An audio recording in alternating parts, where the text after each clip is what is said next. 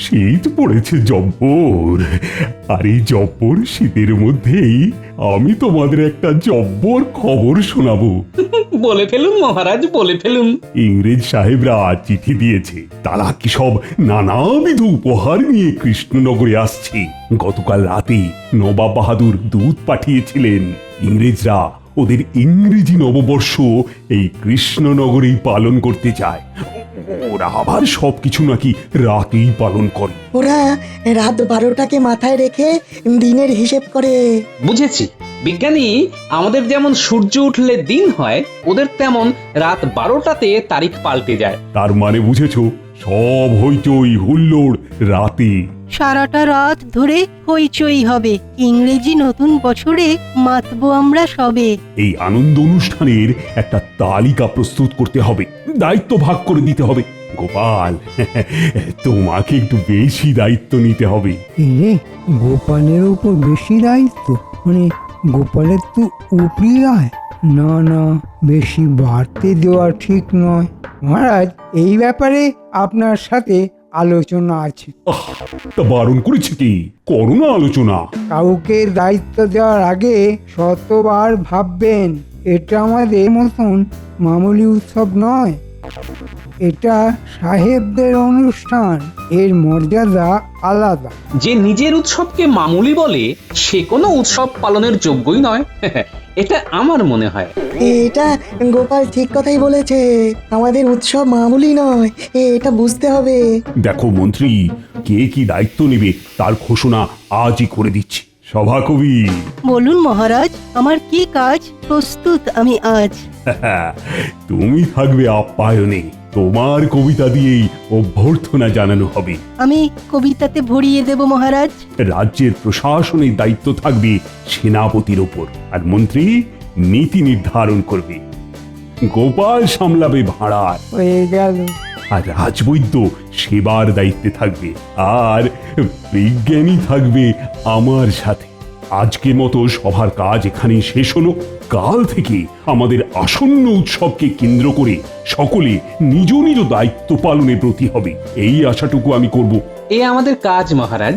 দেখবেন সাহেবদের কাছে আমাদের কৃষ্ণনগরের নাম সোনার অক্ষরে লেখা থাকবে।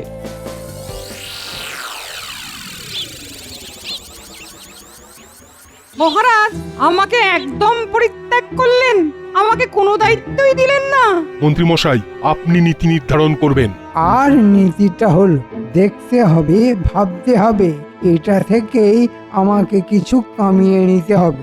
এই নীতিকে উপলক্ষ করে কি করবেন একটু দেখুন, আমরা আপনার সাথেই আছি। ব্যাস, তাহলেই হবে। আমাদের প্রমাণ করে দিতে হবে যে আমরা আতিথেয়তা খুব ভালো পারি। ঠিক বলেছো গোপাল, তা কি করবে বলে ভাবছো? আমি ভাবছি যে সাহেবরা আমাদের কৃষ্ণনগরে আসবে তাদেরকে আমরা আমাদের তরফ থেকে কিছু উপহার দেব। কি উপহার দিতে পারি গোপাল?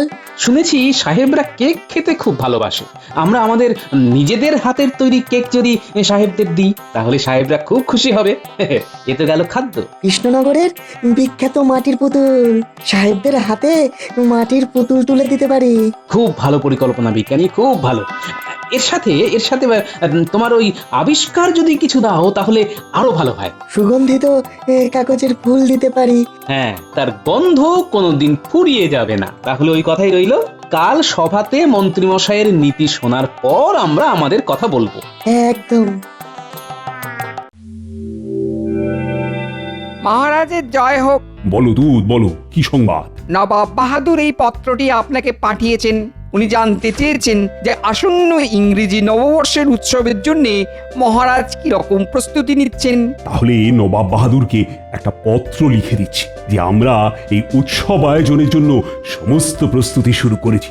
নবাব বাহাদুরকে জানিও যে তার উঁচু মাথা আমরা নিচু হতে দেব না। তুমি বিশ্রাম করো, নির্দিষ্ট সময়ে তোমার হাতে পত্র পৌঁছে যাবে। যথাজ্ঞা মহারাজ।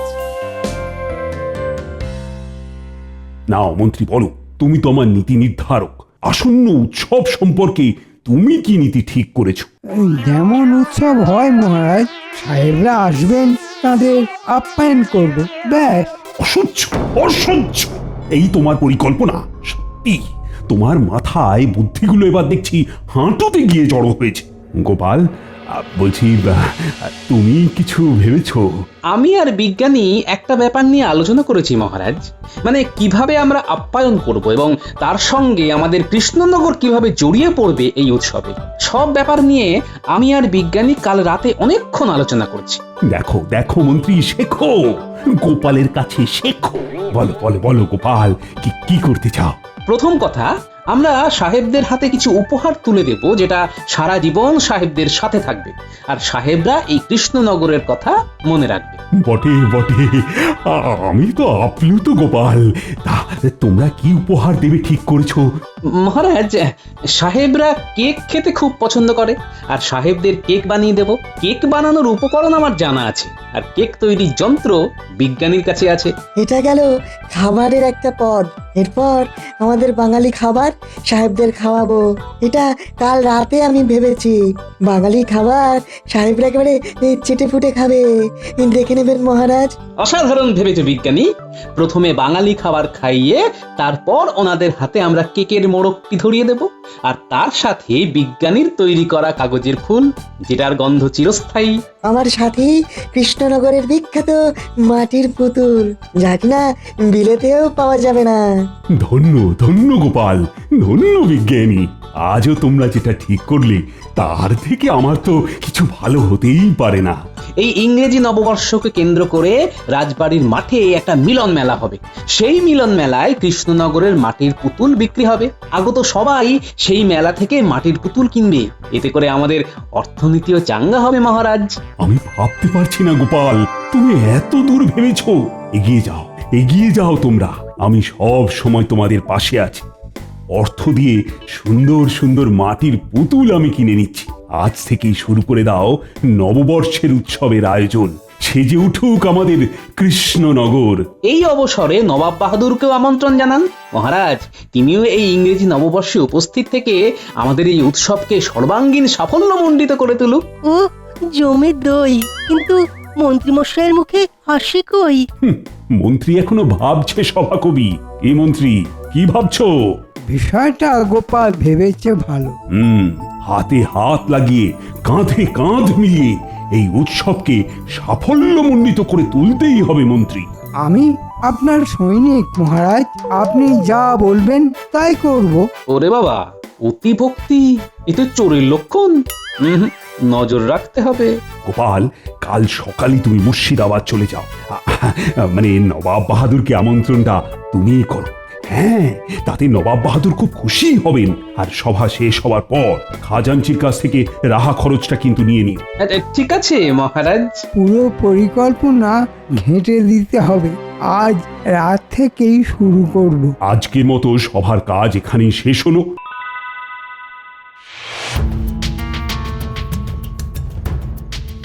বটা ঘটা আছিস বাড়ি? যাবো কোথায় ঘর ছাড়ি, শীতের রাত। গেঁটে পাত, যাবো কোথায় মন্ত্রী মশাই? এখন বন্ধু এই লেপ কাঁথাই। এই লেপ কম্বল গায়ে দিয়ে ঘুমোলে চলবে? বলুন না ঠিক কি করতে হবে? করতে হবে পণ্ড, সব লন্ড ভণ্ড। সামনে উৎসব, চল ঘরে ঢুকি। বাইরে বড্ড শীত। চলুন ভিতরে, গাই গীত, মানে ওই শুনতে হবে কথা। অনেক কথা আছে, দিতে হবে ব্যথা। কাকে মন্ত্রী মশাই, কাকে? আমাদের গোপালকে। চল দরজা বন্ধ কর।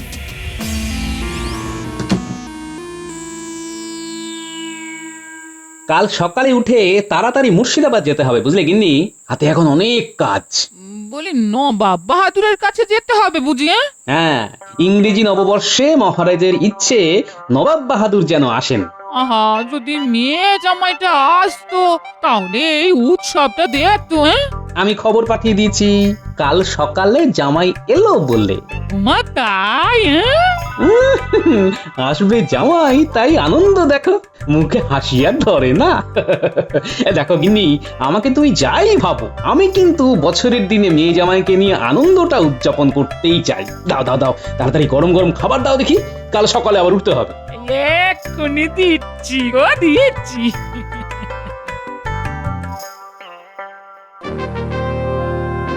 বলো কি গোপাল, কৃষ্ণনগর একেবারে সাজু সাজু।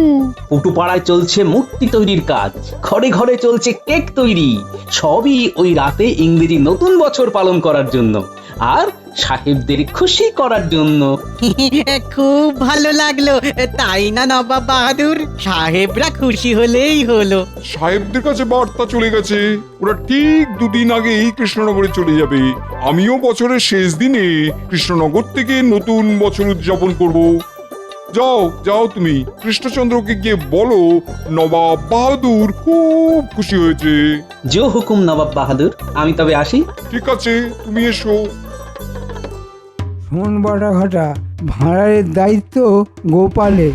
গোপালকে কায়দা করে নিয়ে আসবো বাইরে। ওই ফাঁকে কাজটা করতে হবে, হয়ে যাবে। কি বল ফটা? ওটা আবার কাজ নাকি? ওটা তো ওই ছেলে খেলা। ছেলেবেলায় খেলেছি কত এইসব খেলা। ভেজাল মেশাতে আমরা একেবারে ওস্তাদ মন্ত্রী মশাই। এই কথা জানে এ রাজ্যের সবাই। খাবারে মেশাবি জোলাপ, নবাব বাহাদুর ইংরেজ সাহেব গোপালকে দেবে গোলাপ। আর মহারাজ এই ফাঁকে নবাব বাহাদুরের বাঁকা চোখে পড়ে যাবে। তার মানে একটা তীর তিনটে শিকার। নবাব বাহাদুরকে বলে কৃষ্ণনগরের সিংহাসনটা আমাকে নিতে হবে।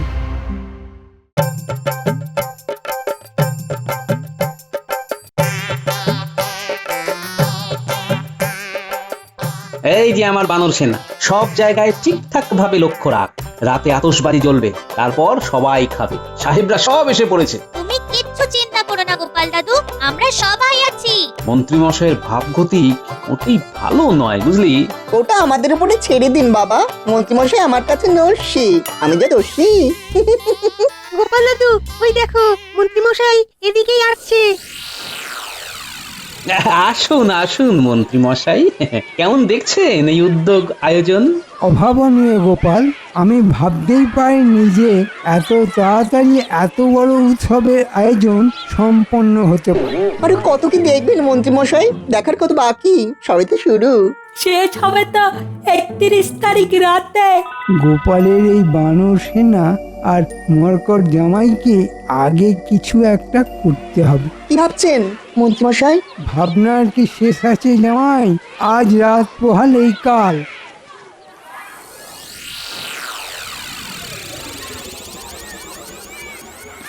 মেলা জমে উঠেছে, মাটির মূর্তির কি বিক্রি। কাল সকালে নবাব বাহাদুর আসবেন, তারপর তো মেলা জমে একদম ক্ষীর হয়ে যাবে।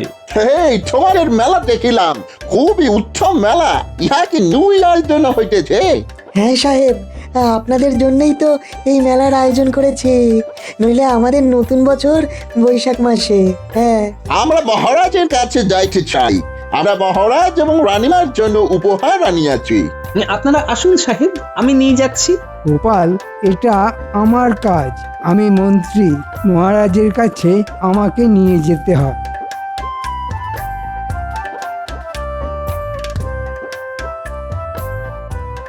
বাবা জীবন, পুরো মেলাটা তোমরা একটু লক্ষ্য রাখো, আমি একটু বিপদের আশঙ্কা করছি। কিছু চিন্তা করবেন না বাবা, আমরা সবাই আছি। পাজিটা কিচ্ছু করতে পারবে না।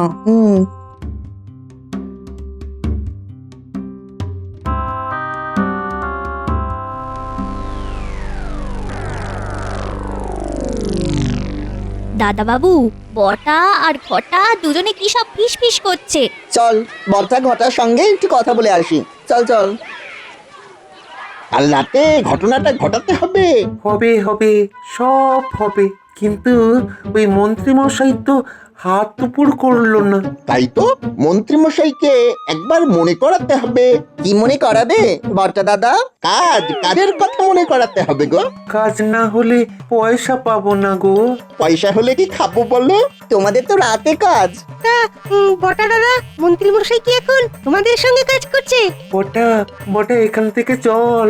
করোনা আর ছল যা জানো তাই এবার বল। এই না মানে বললো, ছন্দের জন্য একটু তুই তোকারি করলাম। কিছু মনে করো না, নইলে তো চলবে শুল। হবে না কোনো ভুল। মহারাজা, এই উপহার আমাদের রানীর তরফ থেকে আপনার জন্য। কি আছে এতে? মহারাজ, এ তো ট্যাগ ঘড়ি। ধন্যবাদ ধন্যবাদ সাহেব, ধন্যবাদ। তোমাদের আর যেতে দেবো না বটা দাদা ঘটা দাদা। ওমা কেন, আমরা কি করলাম? মহারাজকে বলে দেবো। দাও না, বলে দাও। আমরাও বলবো তোমরা দুজনে এখানে ষড়যন্ত্র করছো। মহারাজ বিশ্বাস করবেন, কারণ তোমাদের তো খুব সুনাম। বলো মন্ত্রী মশাই তোমাদের কি কাজ দিয়েছে সেটা আমাদের বলতেই হবে। নইলে দুটো হাত দিয়ে কাতুকুতু দেব। পুটি ঘিরে ধরে কাতুকুতু দে দে দে, ভালো করে দে। কাতুকুতু দে ন্যাপলা। এই না, দাঁড়াও দাঁড়াও, এই ওরকম দুষ্টুমি করে না। আরে আমরা তো দুষ্টই। তাই দুষ্টুমি করতে কোনো বাধা নেই। কি করতে এখানে এসেছিলাম রে?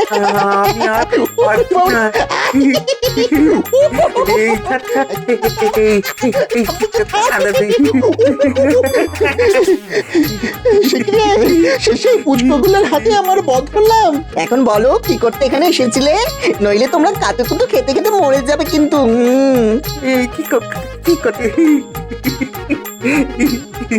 এই তোরা থাম, তোরা থাম। নেপলা, ওই দেখ দড়ি পড়ে আছে, ওটা নিয়ে আয়, বাঁধ।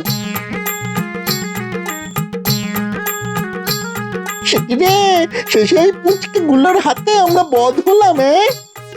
বাধা হয়ে গেছে দাদা বাবু। বলছে যা দৌড়ে গিয়ে তোদের গোপাল দাদুকে ডেকে নিয়ে আয়। আর পুটি তোরা থামিস না, তোরা কাতুকুতু দিয়ে যা, কাতুকুতু দিয়ে যা। জোরে জোরে দে, জোরে জোরে দে। আর দিও না, আর দিও না।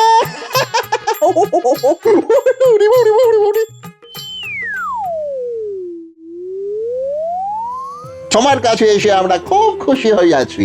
আপনাদের পেয়ে আমরাও খুব খুশি হয়েছি। কিরে, কি হয়েছে, দৌড়চ্ছিস কেন? গোপাল দাদু শিগগির এসো, বটা আর ঘটা ধরা পড়েছে। দাদা বাবুর প্রায় ধরে রয়েছে। আমরা সবাই তো কাতুকুতু দিচ্ছিলাম। সর্বনাশ!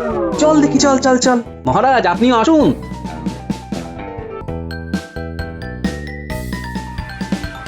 সব বলবো, সব বলবো রে। থামরে, থামরে। আর কাতুকুতু দিস না রে। কি হয়েছে? ধরা পড়েছে মহারাজ। কি করেছে? ষড়যন্ত্র। এদের মধ্যে চুনুবুটি কি ষড়যন্ত্র করবে মহারাজ? কোথাও একটু ভুল হচ্ছে। হ্যাঁ মহারাজ, আমরা চুনপুটি। বটে গুলটে, কাতুকুতু শুরু কর। থামরে, থামরে। আর কাতুকুতু দিস না রে। বলো বটা ঘটা, কি ষড়যন্ত্র করছিলে? সত্যি বললে ছাড়া পাবে, মিথ্যা বললে শুলে যাবে। বল, এবার বলো তো। ওই মন্ত্রী মশাই আমাদের কাল খাবারের জল মেশাতে বলেছেন।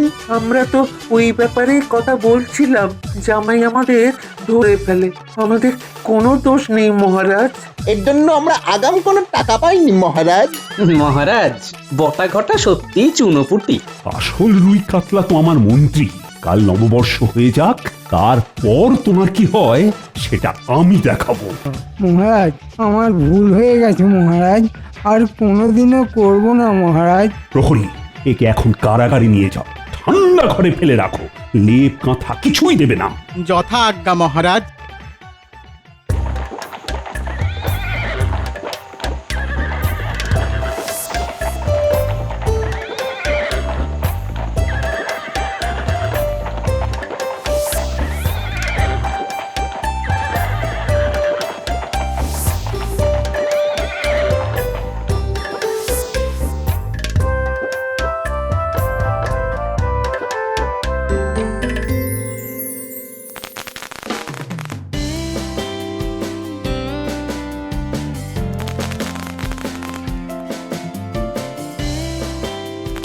Happy new year. Happy new year মানে শুভ নববর্ষ, তাই না? ঠিক তাই। ওই দেখ, আকাশের দিকে দেখ, কি সুন্দর বাজি। এখন মিডনাইট, 31 ডিসেম্বর চলে গেল। New Year is coming, so Happy New Year! শুভ নববর্ষ সাহেব, কেমন লাগলো আমাদের আতিথেয়তা? You mean hospitality excellent excellent. আমরা খুব খুশি হইয়াছি, আর এই গিফট গুলো খুব সুন্দর, খুব সুন্দর। The artificial flower, amazing! Really, really, it's amazing! It also exciting. এরকম একদম রিয়েল লাগছে, মিনিয়েচার ফর্ম। কৃষ্ণচন্দ্র, মন্ত্রী কোথায়? আহ আহ কি কি মশা কামড়াচ্ছে রে বাবা, ওরে বাবা রে, কি শীত করছে রে বাবা, ওরে বাবা রে, কি শীত করছে, শীতে বোধ হয় এবার মরেই যাবো, ওরে বাবা রে।